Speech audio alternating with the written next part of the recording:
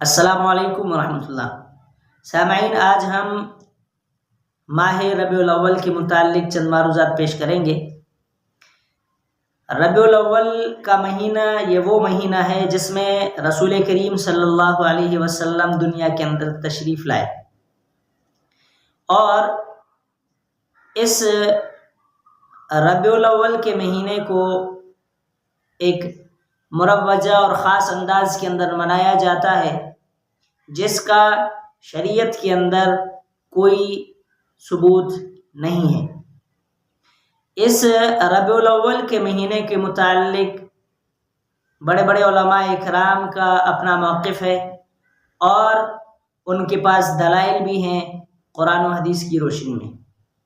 لیکن آج ہم اس طرف نہیں جائیں گے، بلکہ میں اس مکتب فکر سے عرض کروں گا